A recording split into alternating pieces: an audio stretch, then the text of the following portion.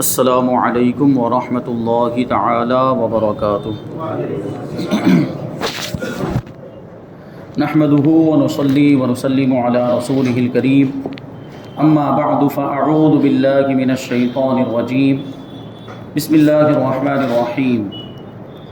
ان اللہ وملائکتہ یصلون علی النبی یا ایہا الذین آمنوا صلوا علیہ وسلموا تسلیما۔ اللهم صل على سيدنا ومولانا محمد معدن الجود والكرم وآله الكرام وابنه الكريم وبارك وسلم صلاة وسلاما عليك يا رسول الله صلی اللہ تعالی علیہ وسلم۔ عزیزان ملت اسلامیہ، یہاں سے طب نبوی کا بیان شروع ہو رہا ہے، یعنی نبی کریم صلی اللہ علیہ وسلم نے جو دوائیں اور علاج کے طریقے ارشاد فرمائے وہ انشاءاللہ ہم سماعت کریں گے۔ حضور پاک صلی اللہ علیہ وسلم نے جسمانی بیماریوں کا علاج بھی بتایا۔ اس سے پتہ چلتا ہے کہ حضور پاک صلی اللہ علیہ وسلم جسمانی طبیب بھی ہیں اور روحانی طبیب بھی ہیں، کہ روح کا بھی علاج فرماتے ہیں اور جسم کا بھی علاج فرماتے ہیں۔ تو یہ چیزیں بڑی اہم ہیں اور بڑی مفید اور فائدہ مند بھی ہیں، ان کو ہم ذہن میں رکھیں، اور کچھ جڑی بوٹیوں وغیرہ کے نام بھی اس میں آئیں گے، وہ بھی ہمیں زندگی میں کام آ سکتے ہیں۔ بہرحال یہ کچھ بھی چیزیں ہیں، جیسے بھی کلونجی کے بارے میں ہم سماعت کریں گے تو کلونجی میں بڑے فائدے ہیں، لیکن یہ طب کے اعتبار سے، حکمت کا جو علم ہوتا ہے اس کے اعتبار سے ہر چیز کو استعمال کرنے کے الگ الگ طریقے ہوتے ہیں۔ کون سی بیماری میں کیسے استعمال کرنا ہے، حضور نے کلونجی کے بارے میں ارشاد فرمایا کہ موت کے علاوہ ہر چیز کی شفا ہے کلونجی کے اندر، لیکن اب اس کا مطلب یہ نہیں کہ ہم ایسے ہی اس کو کھانے لگ جائیں، اس کو پھانکنے لگ جائیں۔ اس کے استعمال کے طریقے، کون سی بیماری میں کیسے استعمال کرنا ہے، تو وہ ہم کو طبیبوں سے اور حکیموں سے مشورہ کرنا پڑے گا۔ بہرحال تو یہ بس وہ چیزوں کے فوائد یہاں پر بیان کیے گئے کہ کس چیز میں کیا فائدہ اور کون سی بیماری میں حضور پاک صلی اللہ علیہ وسلم نے کون سی جڑی بوٹی اور کون سی چیز اور کون سی دوا اور کون سا علاج تجویز فرمایا تھا۔ انشاءاللہ تبارک و تعالیٰ اس کو ہم سماعت کریں گے۔ حضور پاک صلی اللہ علیہ وسلم نے ارشاد فرمایا کہ اے اللہ کے بندو، تم لوگ دوائیں استعمال کرو، اس لیے کہ اللہ تعالیٰ نے ایک بیماری کے سوا تمام بیماریوں کے لیے دوا پیدا فرمائی ہے۔ اور وہ بیماری کون سی ہے؟ لوگوں نے عرض کیا یا رسول اللہ صلی اللہ تعالی علیہ وسلم وہ کون سی بیماری ہے جس کی کوئی دوا نہیں؟ تو آپ صلی اللہ علیہ وسلم نے ارشاد فرمایا کہ وہ بیماری بوڑھاپا ہے، بوڑھاپے کا کوئی علاج نہیں اور بوڑھاپے کی کوئی دوا بھی نہیں ہے۔ اگر کوئی چاہے کہ میں علاج کر کے یا کوئی جو ہے دوا پی کر یا کسی طرح کا کوئی آپریشن کروا کے نوجوان ہو جاؤں، نہیں ہو سکتا۔ یہ ظاہری شکل و صورت ہو سکتا ہے بن جائے اس طرح کی، لیکن لوگوں نے دنیا میں جو بڑے بڑے لوگ گزرے ہیں، بڑے بڑے مالدار دولت مند گزرے ہیں، انہوں نے اس طرح کی کوششیں کی اور اس طرح کی دوائیں، پتہ نہیں کیا کیا آپریشن، وہ پلاسٹک سرجری وغیرہ کروائے، لیکن ان کا جو وقت تھا اس پر مر تو گئے وہ۔ جیسے مائیکل جیکسن کے بارے میں آپ سنتے رہتے ہوں گے، وہ کتنی بڑی، وہ عالمی شہرت یافتہ شخصیت اور سیلیبریٹی مانا جاتا تھا، اور اس کا دعویٰ تھا کہ وہ 150 سال تک زندہ رہے گا، لیکن 50-55 میں مر گیا، 52 میں شاید مرا ہے وہ، 52 سال کی عمر میں مرا، اور اس کے پاس تقریباً ہر وقت 100-150 ڈاکٹر رہتے تھے، اور ہر کھانا اس کا ٹیسٹ ہوتا تھا، لیب میں جا کر ٹیسٹ کیا جاتا تھا کہ یہ کھانا اس کے کھانے کے لائق نہیں۔ اتنی ساری احتیاطیں کرنے کے باوجود بھی مر گیا کہ نہیں مر گیا؟ بڑھاپے سے کوئی چیز نہیں بچا سکتی اور موت سے بھی کوئی چیز نہیں بچا سکتی۔ اچھا، یہ ایک بات یہاں پر یہ بھی ذہن میں رکھیں کہ حضور نے خود علاج کرنے کا حکم دیا، دوائیں استعمال کرنے کا حکم دیا۔ اس کا مطلب کیا ہوا کہ دوائیں استعمال کرنا اور علاج کروانا یہ توکل کے خلاف نہیں۔ یعنی ابھی کوئی سوچے کہ شفا دینے والا تو اللہ تعالیٰ ہے، کہ دوا کیوں پیوں؟ اللہ ہی جب شفا دینے والا ہے تو دوا پینے کی کیا ضرورت؟ اب حضور پاک صلی اللہ علیہ وسلم خود ارشاد فرما رہے ہیں کہ اللہ نے ہر بیماری کی دوا پیدا فرمائی ہے۔ اس کا مطلب یہ ہے کہ اللہ تبارک و تعالیٰ کی مرضی بھی یہی ہے کہ بیمار ہو جائے آدمی تو وہ دوا استعمال کرے، کیونکہ یہ دنیا جو ہے یہ عالم اسباب ہے۔ یعنی اللہ تبارک و تعالیٰ نے دنیا میں یہ ساری چیزوں کو ایک دوسرے کے ساتھ اسباب کے ذریعے اور ذرائع کے ذریعے سے جوڑا ہے، ایک چیز کو دوسرے کا سبب اور بہت سی چیزوں کو ایک دوسرے کا مسبب بنایا ہے۔ ٹھیک ہے، جیسے ہم کو اوپر پہنچنا ہو تو وہ سیڑھی کا استعمال کرنا پڑتا ہے، سبب ہے. اور بہت ساری چیزیں ایسی ہیں، جیسے ہم کو روٹی کھانی ہو تو پہلے گیہوں اگانا پڑے گا، بارش ہوگی، پھر وہ جو ہے کہ دانہ جو ہم نے ڈالا ہے اس کے اندر وہ اس میں سے پودا نکلے گا، پھر اس میں گیہوں کے دانے اگیں گے، پھر ان گیہوں کے دانوں کو وہاں سے توڑا جائے گا، اس کو صاف کیا جائے گا، اس کو جو ہے کہ پھر آٹا بنا جاتا ہے، پھر آٹے کے بعد اس کی روٹی پھر روٹی تیار ہونے کے بعد بھی اس کو چولہے پر اس کو سیکنا پڑتا ہے، تب جا کے وہ روٹی کھانے کے لائق. اتنے سارے اسباب ہم کو جو ہے کہ استعمال کرنے پڑتے. تو یہ دنیا عالم اسباب ہے، تو یہ بھی سبب ہے. جو دوائیں جو ہیں یہ سبب ظاہری ہے، یعنی یہ حقیقی مؤثر نہیں ہے. حقیقی مؤثر تو اللہ تبارک و تعالیٰ، حقیقت میں شفا دینے والا تو اللہ تبارک و تعالیٰ ہی ہے، لیکن یہ دوائیں جو ہے وہ ذریعہ بنتی، دوائیں شفا کا ذریعہ. تو یہ عقیدہ رہنا چاہیے بنیادی کہ حقیقت میں شفا دینے والا اللہ تبارک و تعالیٰ ہے. یہ دوائیں جو ہیں وہ ظاہری سبب بنتا ہے. جیسے کہ حقیقت میں روزی دینے والا اللہ تعالیٰ ہے، لیکن ہم کو ہاتھ پیر چلانے پڑتے کہ نہیں پڑتے؟ بازار میں جا کر کمانا پڑتا ہے، دکانیں چلانی پڑتی، ملازمت کرنی پڑتی، جاب کرنی پڑتی، ہوتا ہے کہ نہیں ہوتا؟ تجارتیں کرتے ہیں. کیوں؟ کیونکہ یہ سب ظاہری اسباب ہیں. اور اگر کوئی یہ سوچ کر بیٹھا رہے کہ روزی دینے والا تو اللہ تعالیٰ ہے، تو وہ ہو سکتا ہے بھوکا مر جائے، کیونکہ اللہ تعالیٰ کا ہے تو حکم ہے وَابْتَغُوا مِن فَضْلِ، اللہ کے فضل کو تلاش کرو، روزی کماؤ، یہ اللہ تعالیٰ کا حکم ہے. تو ظاہری اسباب کو استعمال کرنا ہی پڑتا ہے، یہ دنیا عالم اسباب ہے. حضرت عبداللہ ابن عباس رضی اللہ تعالیٰ عنہما نے روایت کی ہے کہ حضور پاک صلی اللہ علیہ وسلم نے فرمایا کہ تم لوگ جن جن طریقوں سے علاج کرتے ہو ان میں سب سے بہتر 4 طریقے علاج ہیں، یعنی 4 طریقے علاج کے ہیں. حضور نے خود ارشاد فرمایا. ایک ہے صعود، یعنی ناک کے ذریعے سے دوا چڑھانا. اب یہ بھی ہر بیماری میں نہیں ہوتا، مخصوص بیماریاں ہیں جس میں یہ ذریعہ جو ہے یہ طریقہ کار آمد ہوگا اور فائدہ مند ہوگا. وہ کون کون سی بیماریاں ہیں وہ طبیبوں سے مشورہ کرنا پڑے گا، جس میں ناک سے دوا چڑھائی جاتی ہے. ابھی بھی بہت سے ڈاکٹر ہیں جو اس طرح کی کچھ دوائیاں دیتے ہیں، ڈراپس دیتے ہیں جو ناک کے ذریعے سے اوپر چڑھائی جاتی ہے. تو یہ علاج کا طریقہ حضور نے خود ارشاد فرمایا. دیکھیں کہ یہ رہنمائی وہاں سے ہوئی، پھر لوگوں نے اسی پر ہو سکتا ہے ریسرچ کیا ہو یا آگے بڑھے اور اس طرح کے علاج کے طریقے انہوں نے ڈھونڈے. ناک میں دوائی چڑھانے کے ذریعے سے بہت ساری بیماریوں کا ابھی علاج کیا جاتا ہے. دوسرا جو ہے وہ لدود، یعنی منہ کے کسی ایک جانب سے دوا پلانا، یعنی منہ کے کسی ایک طرف سے دوا ڈالنا تاکہ وہ حلق میں بھی ایک طرف سے ہی نیچے اترے. یہ بھی مخصوص بیماریوں کے اندر یہ طریقہ استعمال کیا جاتا ہے. ایک ہے حجامہ، یعنی کسی عضو پر پچنے لگوا کر خون نکلوا دینا. اب تو بہت زیادہ یہ مشہور ہو گیا ہے، حجامہ کی تو تفصیل کرنے کی ضرورت ہی نہیں. یہ علاج نبوی ہے، حضور پاک صلی اللہ علیہ وسلم نے یہ علاج تجویز فرمایا اور لوگوں کو بتایا. لیکن ایک بات آپ ذہن میں رکھیں یہاں پر کہ علاج کب کروایا جاتا ہے؟ جب کوئی بیماری ہو. علاج اب یہ جو حجامہ ہے نا، یہ تو ایک فیشن بن گیا ہے، اللہ بچائے. تو حجامہ بھی کب کرانا چاہیے؟ جب ہم کو کوئی تکلیف ہو، جب کوئی بیماری ہو. لوگ حجامہ کا کیمپ لگ گیا، فری میں پہنچ جاتے ہیں سب. بھائی آپ کو کچھ بیماری ہے بھی کہ نہیں؟ یہ بلا وجہ جسم سے خون نکال دینا بھی تو جائز نہیں ہے بلا ضرورت.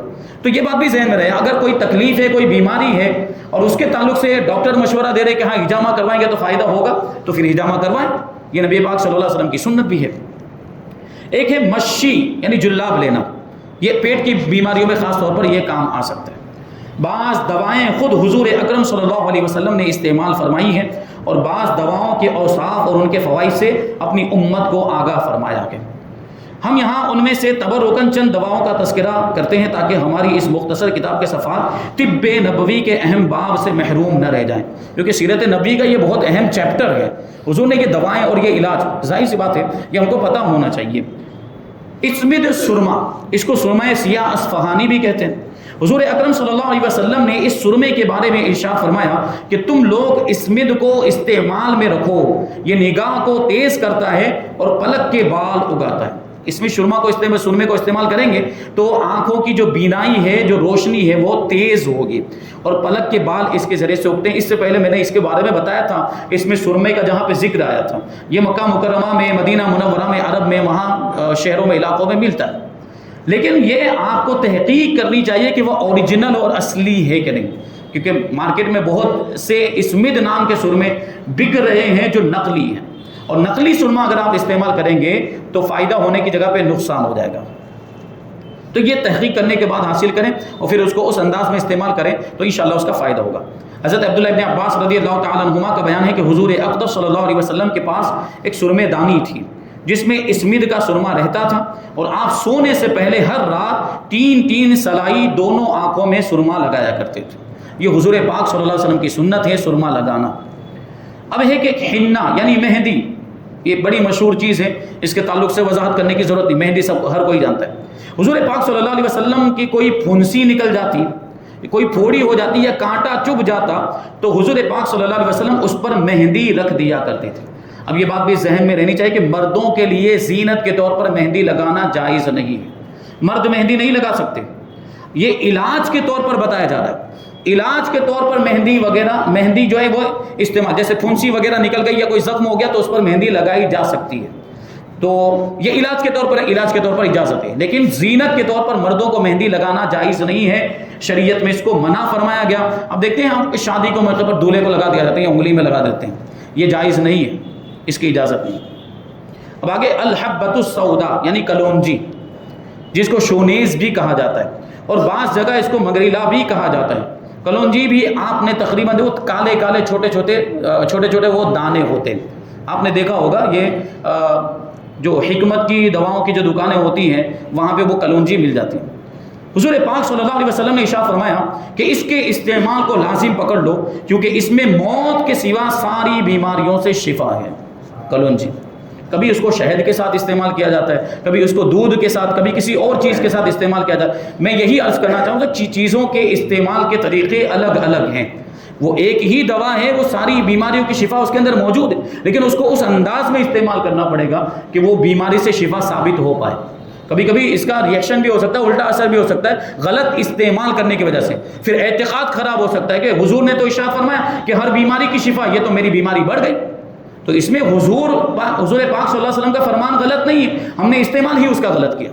تو طبیبوں سے مشورہ کریں گے، حکیموں سے مشورہ کریں گے کہ اس چیز کو کیسے استعمال کرنا ہے۔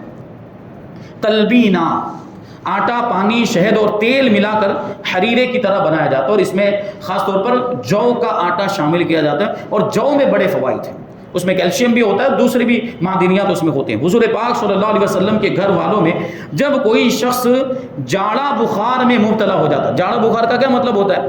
ایسا بخار جس میں آدمی کانپنے لگ جاتا ہے، اس کو ٹھنڈی لگتی، بخار مختلف قسم کے ہوتے ہیں، اور ایک جو بخار جس کو جاڑا بخار کہتے ہیں جس میں ٹھنڈی لگتی ہے آدمی کو، تو اس بخار میں جب آپ کے گھر میں کوئی ایسے بخار میں مبتلا ہو جاتا تو آپ اس کھانے کے تیار کرنے کا حکم دیتے تھے، یعنی تلبینہ بنانے کا حکم دیتے۔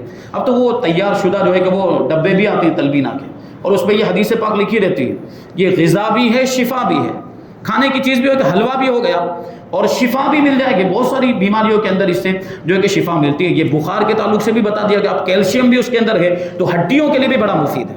ایک صاحب تھے، ان کے یہاں پر جو یہ اپنی زبان میں جو بولتے ہیں گھٹنے کے اندر گھساٹ لگتی تھی، تو ان کو تلبینہ تجویز کیا گیا اور انہوں نے ایک عرصے تک تلبینہ استعمال کیا تو ان کی وہ تکلیف جڑ سے ختم ہو گئی۔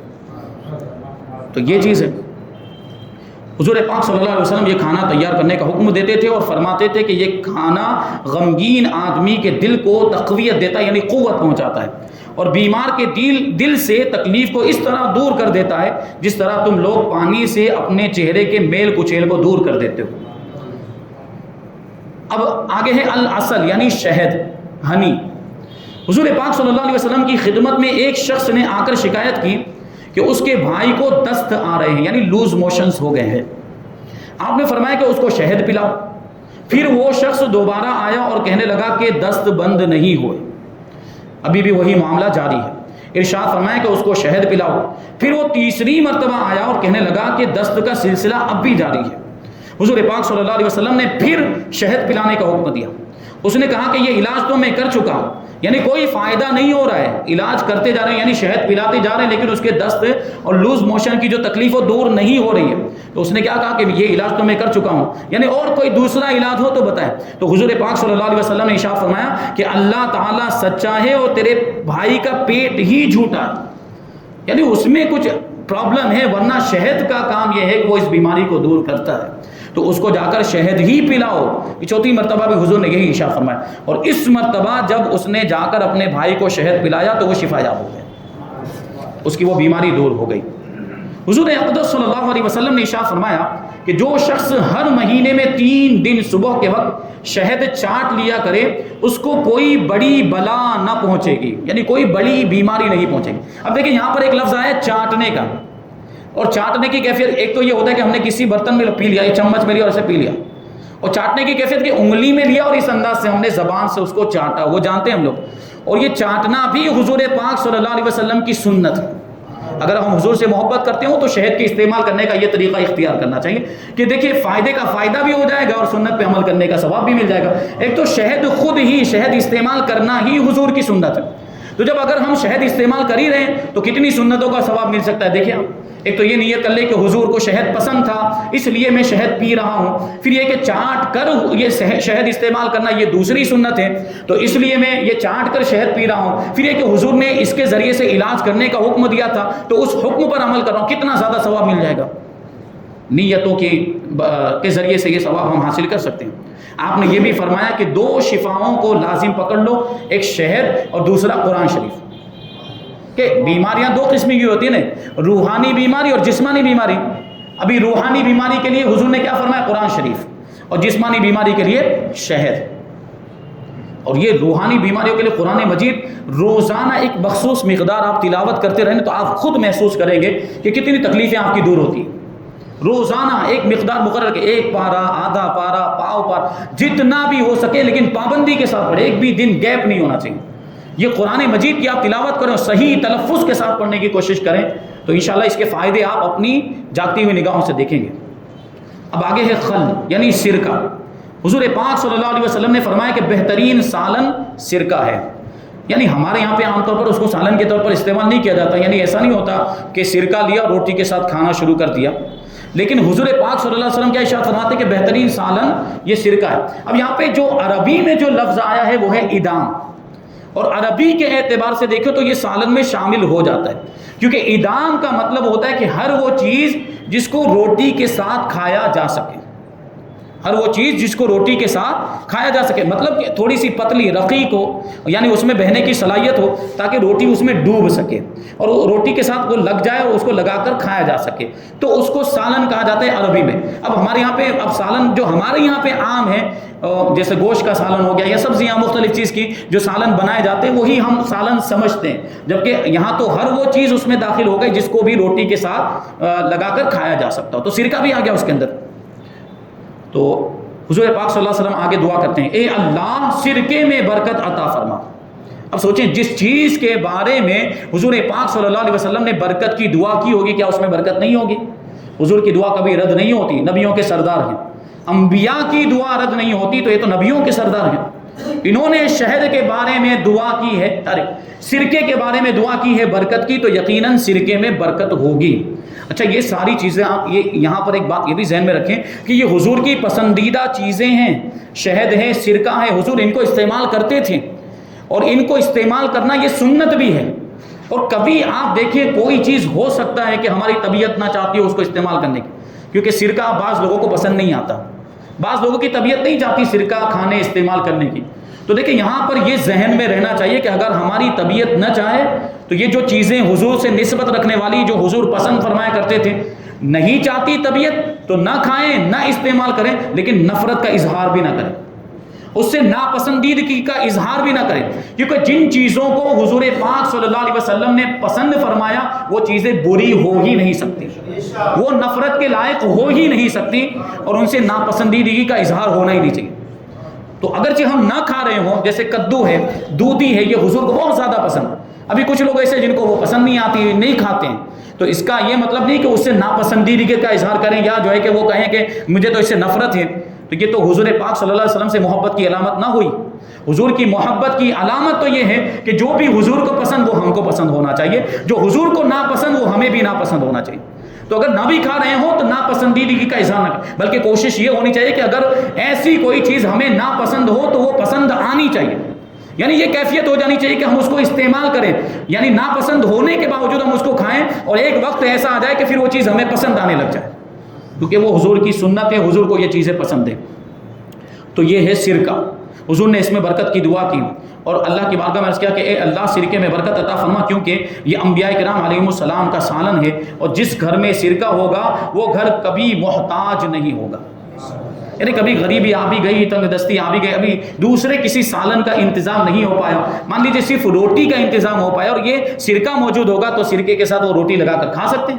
ایک تو اس کا یہ ظاہری مطلب ہو گیا، اور ایک اگر روحانی اعتبار سے دیکھیں حضور پاک صلی اللہ علیہ وسلم کی اس حدیث کا مطلب یہ بھی دیکھیں کہ ہو سکتا ہے کہ سرکہ رکھنے کی وجہ سے، کیونکہ بابرکت چیز ہے اور حضور پاک صلی اللہ علیہ وسلم نے خود اس میں برکت کی دعا فرمائی ہے، تو ہو سکتا ہے اس کی برکت سے اللہ تبارک و تعالیٰ روزی میں برکت عطا فرما دے، تو محتاجی ہی نہ ہو، کبھی فاقہ ہی نہ ہو۔ کتنی پیاری پیاری چیزیں بیان کی گئی۔ آگے ہے زیت، یعنی زیتون کا تیل، جس کو انگلش میں اولیو کہا جاتا ہے۔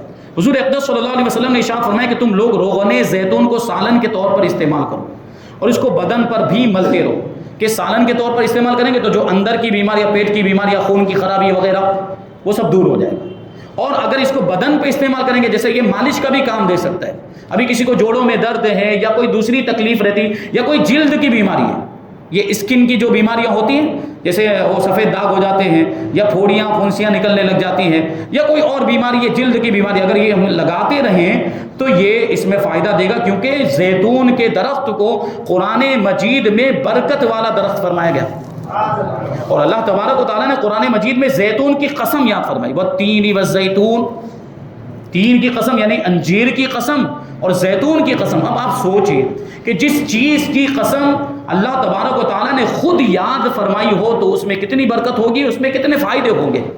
تو اس کو استعمال کریں، یعنی اس کو کھانے کے طور پر بھی استعمال کریں، سالن کے طور پر بھی، اور اس کو بدن پر بھی لگاتے رہیں، مالش بھی کرتے رہیں، کیونکہ یہ مبارک درخت سے نکلا ہے، یعنی برکت والے درخت سے نکلا ہوا ہے۔ اور دوسری حدیث میں یوں آیا ہے کہ تم لوگ روغن زیتون کو کھاؤ اور اس کو بدن پہ لگاؤ، کیونکہ یہ برکت والی چیز ہے۔ تو ابھی یہ کچھ چیزیں بیان کی گئی، اور بہت ساری چیزیں باقی ہیں، انشاءاللہ تبارک و تعالیٰ ان کو آئندہ درس میں ہم شامل کریں گے۔ اللہ تبارک و تعالیٰ کی بارگاہ میں دعا ہے کہ ہمیں حضور پاک صلی اللہ علیہ وسلم کی سنتوں پر عمل کرنے کی توفیق عطا فرمائے، حضور پاک صلی اللہ علیہ وسلم کی پسندیدہ چیزوں کو پسند کرنے اور ناپسندیدہ چیزوں کو ناپسند کرنے کی توفیق عطا فرمائے، اور حضور پاک صلی اللہ علیہ وسلم کے نام پر ہمیں اپنا سب کچھ قربان کرنے کا جذبہ عطا فرمائے۔ وما علینا الا البلاغ۔